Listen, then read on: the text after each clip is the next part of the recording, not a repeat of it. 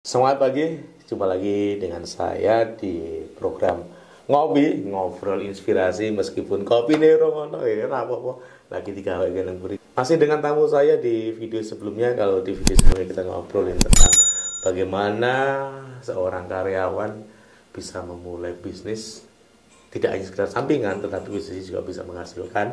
Kalau belum nonton silahkan tonton di link yang ada di atas ini. Nah, di video ini karena beliau ini bekerja di salah satu bank BSI, Bank Syariah Indonesia, yang merger dari beberapa bank kemarin. Jadi yang pengen saya kulik adalah janjane golek modal ki angel ora gitu ya. Mas Afif, bisa diceritakan pengalaman bagaimana, kita langsung aja ya, untuk poin aja kalau soal ini.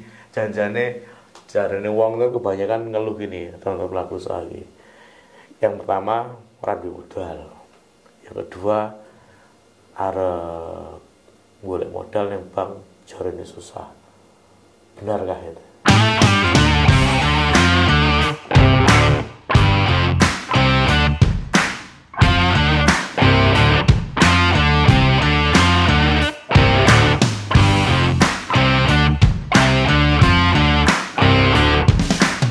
Jadi saya itu lebih banyak hidup di bank adalah dengan UMKM. Ya Mas Imam juga paham lah ya. Saya itu lebih banyak di UMKM dan saya itu memang jadi gini. Salah satu niat saya gitu dulu kerja di bank itu kan taunya kalau kerja di bank itu kan di BRI gitu ya dulu ya. Di BRI itu kalau nggak di BPD, di BRI jadi mantri gitu ya. Mantri itu mantri pedes gitu ya. Nah, itu bayangan saya jadi kerja di bank ya itu gitu ya. Jadi kalau ketika saya di bank itu terus suruh nyari nasabah gitu ya, itu udah tahu bahwa ke depan akan seperti itu. Jadi memang saya pun gitu ya dulu jadi analis gitu ya, jadi pemutus sampai jadi pemutus pembiayaan gitu ya, pemutus pembiayaan mikro itu. Ya itu menemui banyak banyak pelaku usaha Mas Imam ya, banyak pelaku usaha baik dari segi apapun usahanya, dari mulai makanan, produksi, bikin souvenir manten, rias manten, bikin jare, macam-macam lah, bikin kaos, banyak apa lagi, transportasi ya. Waktu COVID itu saya juga ngerasain nasabahnya pada susah bayar itu ya, saya ya paham karena ya saya punya usaha, jadi ngerasa itu yo memang COVID perih ya, iya ya begitu gitu ya. Jadi memang saya insya Allah sampai saat ini pun insya Allah saya masih ada di tengah-tengah UMKM Republik Indonesia. Saya dulu tuh pikiran saya kerja di bank itu pengen memberikan manfaat untuk itu gitu loh. Karena dulu mungkin bapak saya banyak ditolongin sama mantri BRI ya. jadi saya tuh kok enak banget, seneng gitu ya orang bisa memberikan manfaat bagi orang lainnya. Kok seneng gitu ya bisa bantuin orang yang butuh modal, mau nabung gitu kan zaman dulu loh itu dulu itu saya disitulah sebenarnya salah satu inspirasi saya itu kerja di bank gitu Mas ya. Dulu sih nggak bayangin saya kerja di bank, lulusan kehutanan kerja di bank gitu kan. Tapi ternyata bisa kok, di situ tulisannya all major gitu tulisannya. All major itu all mayor gitu ya. Jadi semua jurusan bisa gitu ya. Jadi saya disitulah gitu ya. Alhamdulillah jalannya Allah sampai di sini gitu ya. Sebenarnya kalau syaratnya pembiayaan itu gampang. Syarat pembiayaan KUR itu gampang sekali. Ya ibaratnya apalagi KUR sak gampang-gampangnya lah gitu. Usaha ibaratnya 6 bulan aja udah bisa dibiayai. Gitu ya. Usaha 6 bulan punya prospek gitu ya. Ke depan mau seperti apa dan sebagainya itu udah bisa dibiayai. Cuman ya saat ini itu sepengalaman saya di lapangan itu kalau nasabah itu kita harus sebagai pemutus itu kita harus banyak maklumnya gimana, Bu wonten gadah rekening atau Bu punya rekening bank. Dijawabnya apa? Malah mas jenengan ki arep dodolan tabungan wae karo aku gitu. Bukan itu gitu maksudnya itu ya. Satu. Saya bukan nawarin rekening ini. Saya tuh nggak mau nawarin rekening gitu. Yang kedua, Bu, nak belanja dicatetin apa mboten? Gitu kan, dicatat apa enggak gitu ya. Maaf ya campur pakai bahasa Jawa. Karena saya kalau ngomong sama nasabah saya di ranah Ngayo Jakarta ini saya ngomongnya gitu. Jadi udah punya catatan enggak kalau kulaan? Yo cuma itu loh Mas, pakai kertas rokok itu loh Mas. Kertas rokok itu ditulis-tulis gitu, habis itu ya tak buang. Terus Bu, nek jualan dalam satu hari itu pendapatannya berapa, itu ada tulisannya apa enggak? Kalau orang ada utang sama jenengan ditulis apa enggak? Enggak ada Mas. Lah, taunya kalau dia masih punya utang sama jenengan dia tak eling-eling. Lah, itu yang membutuhkan saya terus jadi harap maklum kan, memaklumi apa yang harusnya tidak bisa kita maklumi sebagai orang bank gitu loh. Tapi pada dasarnya dengan seperti itu pun bisa kan ya nyatanya ada beberapa yang kayak gitu, nasabah seperti itu nggak ada catatan, nggak ada apa bisa cair gitu. Jadi katanya syaratnya susah tuh. Iya bisa cair juga gitu. Akhirnya saya harus maklum ya udah gitu kan. Tapi alangkah baiknya Bapak Ibu semuanya, mohon semuanya, tolong buatlah rekening bank untuk usahanya panjenengan. Jadi kalau adalah ribet Mas datang ning bank nabung, wah nggih monggo, itu untuk kepentingan jenengan sendiri gitu. Nah sebenarnya sekarang enak kok bikin bank, non sewu ya, bikin bank, bikin rekening itu kan nggak harus ke bank. Kalau mau ibaratnya mau non sewu mau bikin rekening kan bisa pakai digital ya, rekening bank-bank ya monggo lah, bank-bank yang apapun sekarang ya, itu kan udah bisa buka di mobile. Nah, monggo bisa dimanfaatkan gitu. Yang kedua, mohon itu dicatat itu loh, kalau beli A, B, C itu dicatat dan catatannya itu dikolek itu apa ya, dikumpulkan. Nah panjenengan Bapak Ibu, saya itu pernah ketemu dan kebetulan saya ini juga dagang, Bapak Ibu saya punya toko di rumah. Saya itu punya toko di rumah, diterapkan sama bapak saya. Ilmu ini nggak harus kerja di bank baru dapat, saya dapat ilmu ini dari bapak ibu saya. Bapak ibu saya itu di rumah punya buku apa ya, buku sekolah ya, buku sekolah itu yang kecil itu di situ tulisannya adalah kalau ibu mau belanja apa yang habis catat, pas jualan tepungnya habis catat, gulanya habis dicatat. Nah ketika mau berangkat belanja tinggal yang habis itu tinggal dicek lagi, tinggal misalkan mau tadi tepungnya habis mau belanja berapa itu tinggal ditulis. Buku itu dibawa ke tempat grosiran, itu nggak nyaretin lagi di tempat grosiran, tinggal dikasihkan ke pelayannya itu. Ya Mbak, gitu, pakai itu kertas itu. Nah ditulis di situ, nanti ditambahin di situ, udah total situ belanja berapa. Itu udah ada tanggalnya berapa, tanggal belanjanya habis berapa, besok belanja lagi, begitu terus. Nah kalau dapat ada utang, nah bapak saya kalau dapat utang itu nulisnya dari belakang, dari depan belanja, dari belakang ke depan itu utang. Utang. Buku yang sama itu, buku itu kalau hilang dicuri aja itu kapan-kapan. Ngeluh. itu di belakang tuh ada namanya, ada catatannya, utangnya berapa, utangnya dari berapa. Itulah catatan bapak saya dan ibu saya. Nah kalau catatan penjualan bapak dan ibu saya punya buku sendiri. Itu sehari itu jualan itu di warung itu maksimum itu misalkan 100.000, 200.000, 300.000, 1 juta, tulis di situ. Itu uangnya, jadi untuk mencocokkan uang yang ada di kas. Jadi debit kredit. Nah, dari itu pakai debit kredit. Jadi kalau tadi catatan apa ya? Catatan untuk mobil itu lecek banget itu. Kalau sama bapak saya dilipat, pakai jaket red gitu. Skoyo. Ya kayak itu rentenir. Ya, lepek gitu. Bawa ke pasar, kulaan gitu. Jadi ada buku lagi yang namanya buku debit kredit. Debit kredit kok istilahnya kok angel ya ono debit kredit iki. Pengeluaran Pokoknya duit masuk sama duit keluar. Dagang hari itu dapat berapa, kulaan berapa, saldo berapa. Saldo itu harus cocok dengan saldo kas real yang ada di dompet. Itu yang saya lakukan sampai hari ini, saya di karpet pun seperti itu. Ya karena kalau ngomongin debit kredit kan kadang orang bingung tuh. Jadi koyo iki arek angel kan. Iya maksudnya susah ya pemasukan ke pengeluaran. Padahal bapak saya itu dulu ngajari saya namanya debit kredit. Jadi saya tahu debit kredit itu dari bapak saya pertama kali. Jadi bapak saya tuh ngomong itu namanya debit kredit gitu. Jadi dari disitulah namanya debit kredit itu ya namanya pendapatan dan pengeluaran, uang masuk, uang keluar. Gitu. Kalau sebenarnya kalau mau praktis itu ada bukunya kok, beli bukunya itu yang itu ada kok. Kalau anak milenial sekarang nggak musim kayaknya Excel lah gitu atau aplikasi Excel atau aplikasi juga udah ada ya aplikasi itu. Jadi please tolong itu ditertibkan supaya analis bank atau mantri bank atau apa ya marketing bank atau RM bank itu datang ke usaha panjenengan itu tuh sudah punya pandangan seberapa besar putaran sirkulasi usahane panjenengan. Gitu loh. Jadi di situ kita akan bisa, saya mau minjem 50 juta. Itu tuh sudah ternyata Bapak ini sekali kulaan itu 25 juta. Kalau tak pinjemin 50 juta bisa dipakai 2 kali putaran.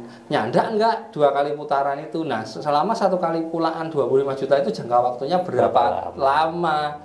Itu aja. Bank itu seperti itu. Gitu.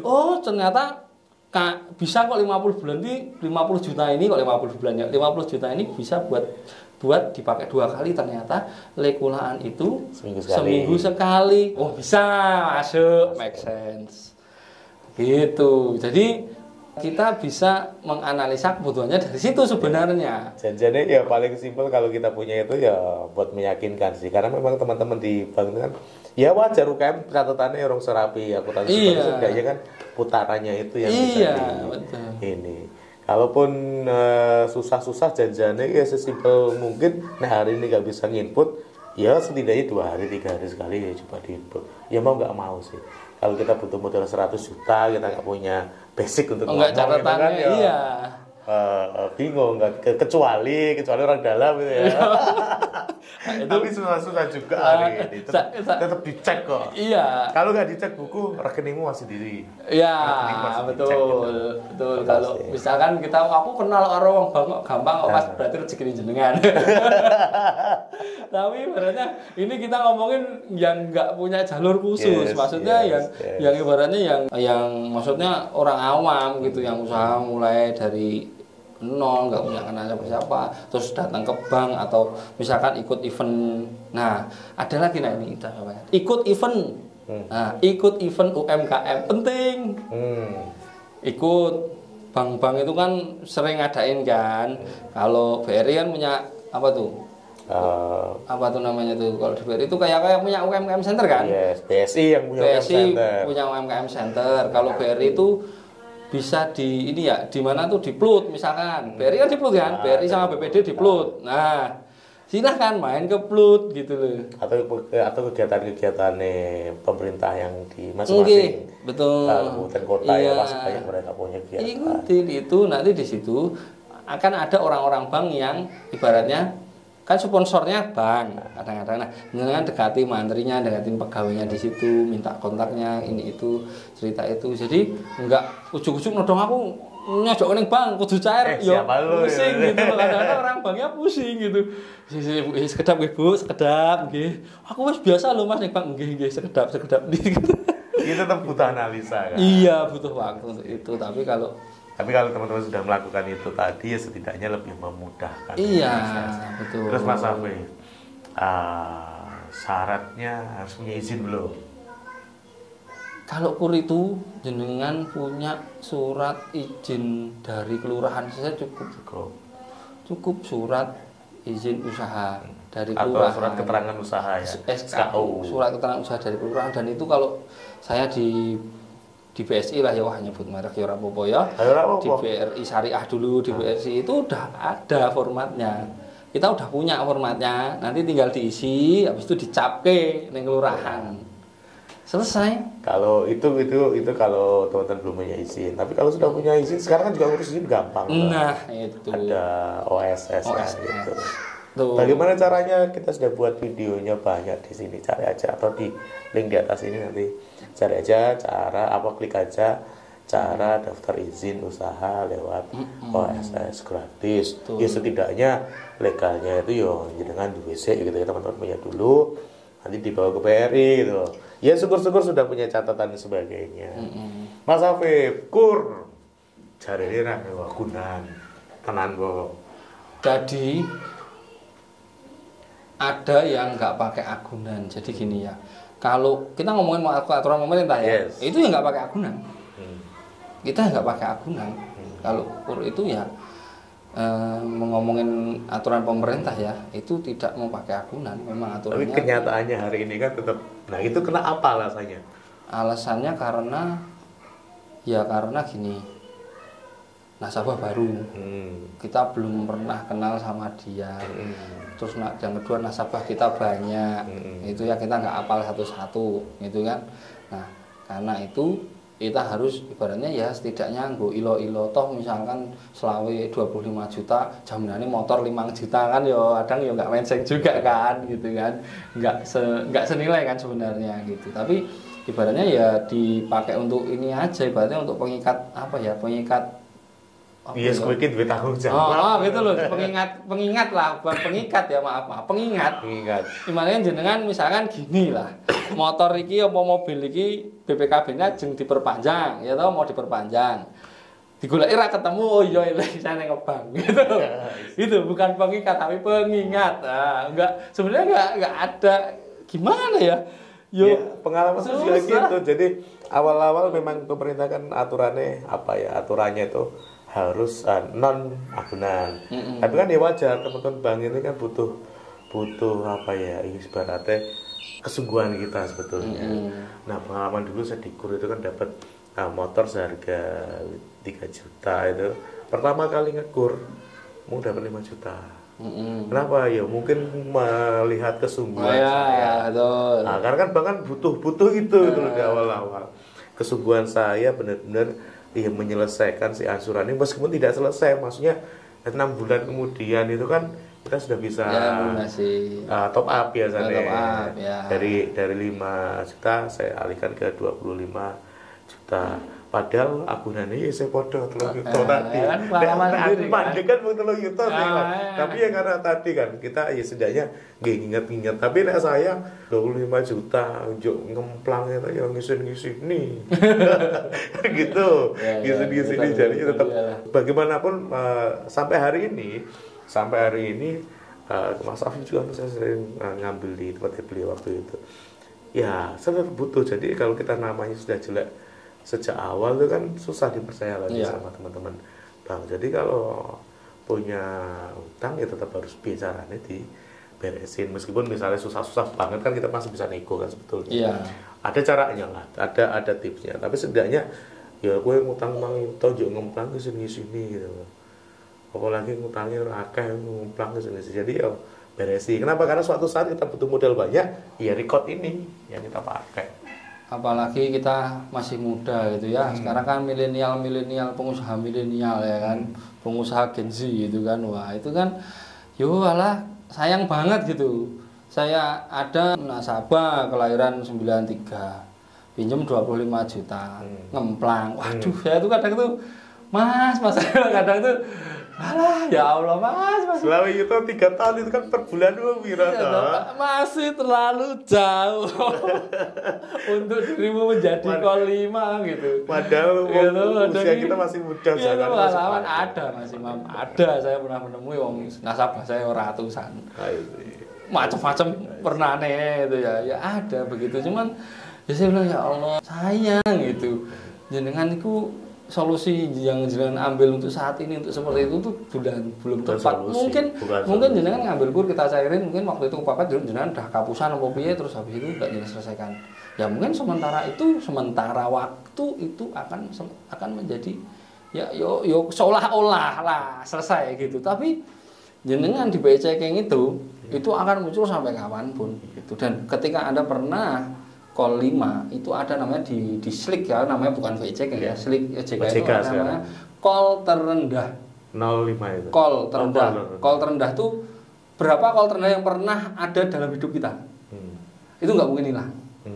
Gitu. Jadi Record soalnya. Record, call terendah. Mungkin call 1 semua udah hilang tuh, udah lunas, udah ini. Tapi ada namanya di situ ada disebutkan namanya call terendah. Call terendah itu dia pernah call 5 tuh ada tulisannya. Notabene 5 juta pun pernah call 5, maaf dengan pinjol yang dilaporkan di mana tuh di OJK.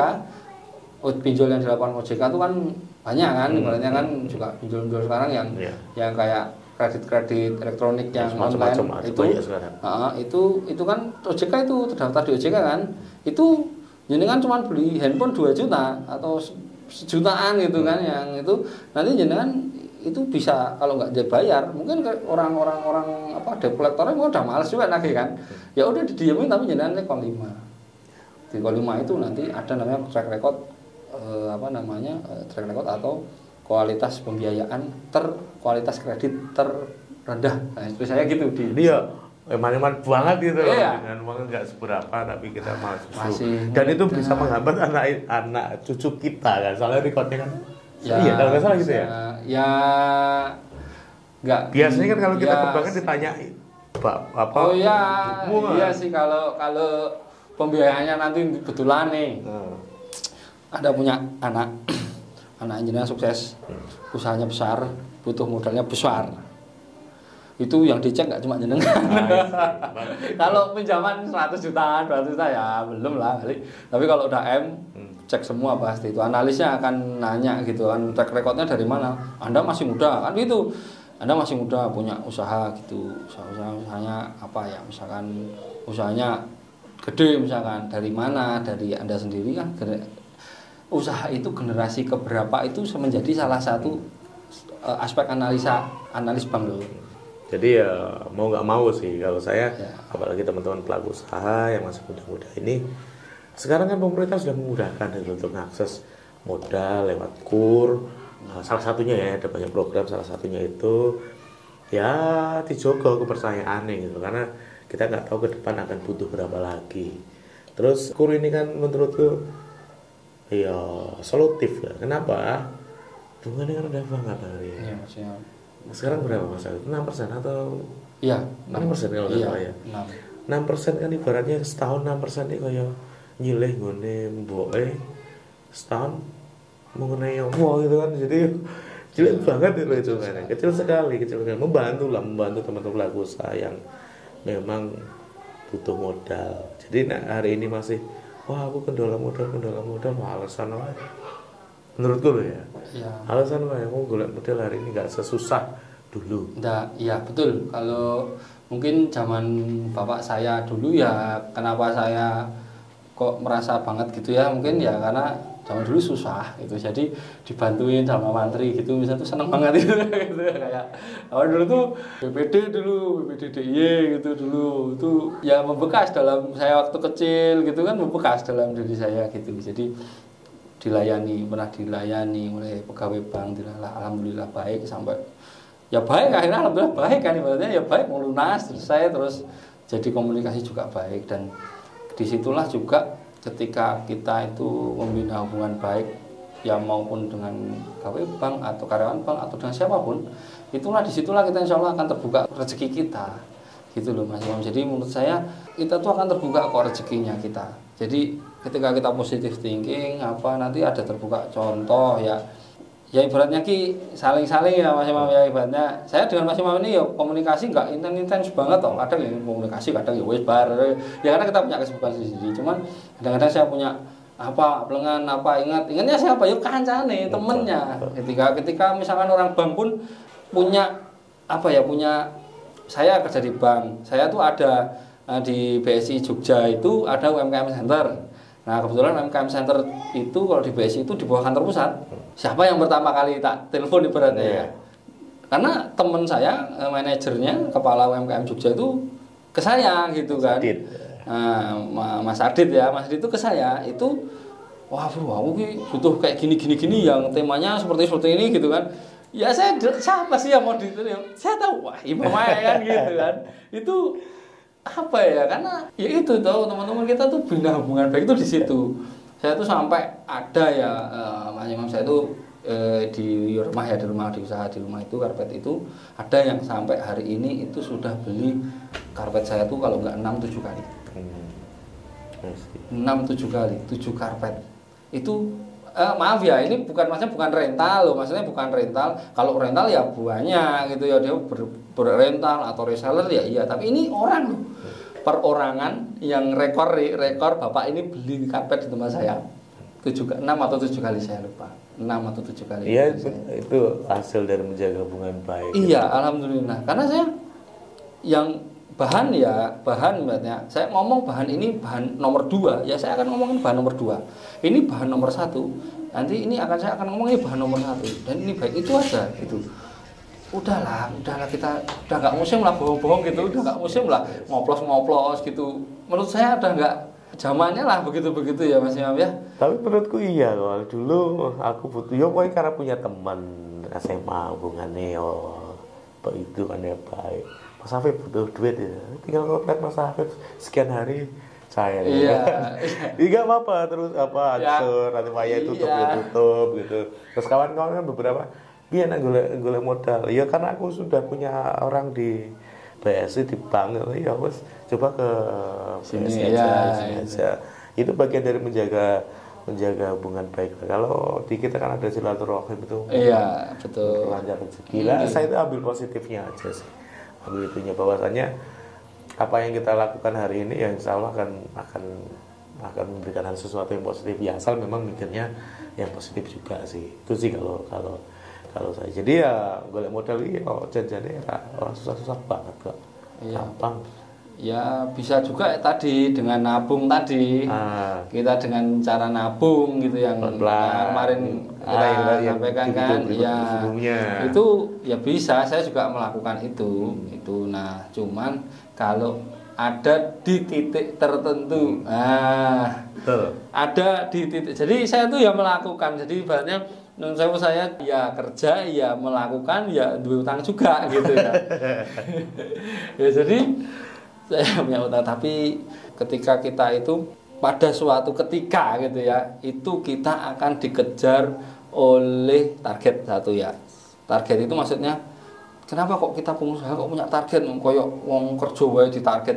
Ketika kita nanti usaha itu pada targetnya itu akan muncul sendiri. Contoh, saya nih jualan karpet dari pabrik calling, Mas, saya ada ekspedisi nih separuh tuh apa ya tak ngomong ya, separuh truk. Kayak banget nih. Separuh truk kosong. Jenengan arep ngisi opo ora? Itu target kan, harus kita bayar. Kalau kita mau hemat ongkir dari pabrik ke tempat kita, yang notabene akap ya, angkatan kota antar provinsi, itu kita harus nyusui bahan separuh itu supaya kita dapat ekspedisinya numpang atau murah. Yes. Butuh apa? Iya butuh duit. Ya itu kadang-kalanya itu. Mungkin hari ini kita nggak butuh tapi sometimes gitu kan butuh yang mudah. Sama aja hari ini. Aku ketika proyeknya gede gitu nggak mungkin lah aku nambahin duit ratusan juta dulu dari mana? Ya caranya juga seberaan kan. Dan seberaan itu kan nggak mungkin ke teman kita, nggak mungkin ke. Ya benar. Yang paling nggak profesional banget ya. Yang paling logis itu ya ke sana gitu iya, menurut saya. Meskipun ada orang-orang yang mungkin mau membiayai, tapi kalau saya logis hari ini ya nggak mungkin lah saya, Pak aku butuh 200 juta tolong dikirim. Nah sekarang kan di duitnya bapak aku kan. Tapi aku nggak Mas Afif iki SPK aku senilai sekian, jatuh temponya nanti sekian dibayar, aku butuh dana sekian. Dia kan ngecek SPK-nya bener ora, cek dianalisa dan sebagainya duitnya atau enggak. Ya kalau saya ya logisnya di situ aja sih. Ada kalanya memang suatu saat kita pasti butuh. Tapi kalau memang hari ini teman-teman bisa nabung juga beberapa itu sebisa mungkin kalau memang nggak urgent ya aku nggak bakal ngambil di sana. Tapi kalau benar-benar aku butuh banget ya tetap ke sana gitu. Terakhir Mas Afif tentang ngomongin modal, utang, yang paling urgent kan sebetulnya bagaimana kita mengelola nih. Ada nggak tips dari Mas Afif bagaimana sebetulnya kita harus mengelola uang usaha kita ini buat teman-teman UKM?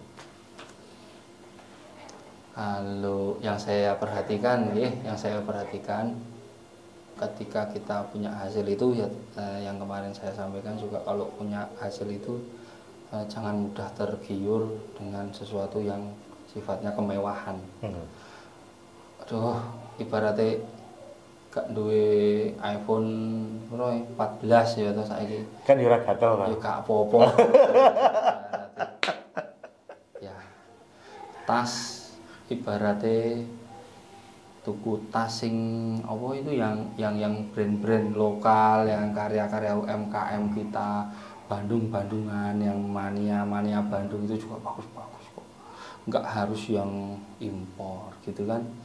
Cukup gitu ya, kita pakai banyak. Kalau perlu justru kita kalau mau beli ya produk-produk UMKM kita gitu, yang produknya keren-keren gitu, maksudnya yang produk-produk keren tapi produk dalam negeri gitu. Itu menurut saya gitu. Jadi nggak usah itu, saya ditabung.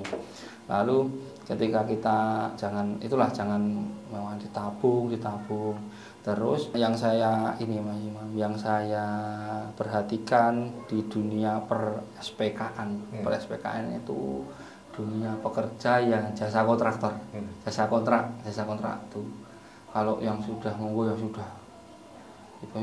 besar, ya saya lah pengelolaan keuangan mereka sudah jauh lebih ini.